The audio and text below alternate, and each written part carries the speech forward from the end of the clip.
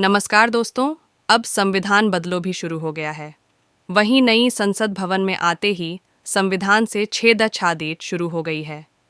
कांग्रेस ने भाजपा पर संविधान से 2 शब्द पूरी तरह से गायब करने का आरोप लगाया है।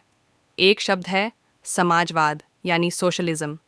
इसका मतलब होता है राजनीतिक विचार जो इस विश्वास पर आधारित होते हैं कि सभी लोग एक समान हैं और धन और संपत्ति को समान रूप से विभाजित किया जाना चाहिए। और दूसरा शब्द है धर्मनिरपेक्ष यानी कि सेक्युलर, माने सभी धर्मों को साथ लेकर चल।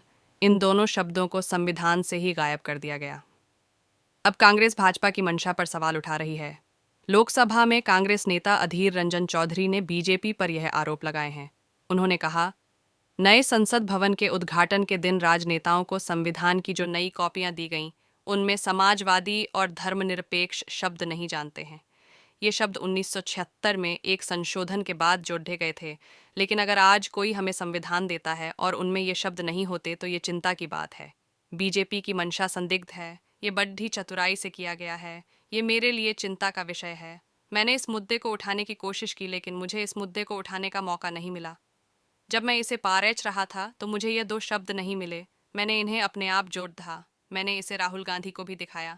हम संशोधन क्यों कर रहे हैं?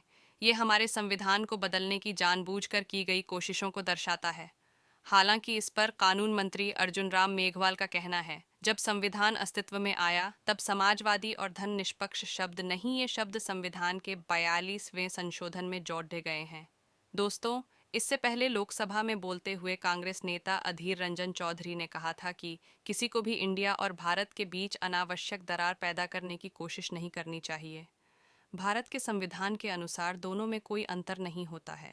उन्होंने कहा था कि यह संविधान हमारे लिए गीता, कुरान और बाइबल से कम नहीं है। अनुच्छेद 1 कहता है कि इंडिया यानी भारत राज्यों का एक संघ होगा।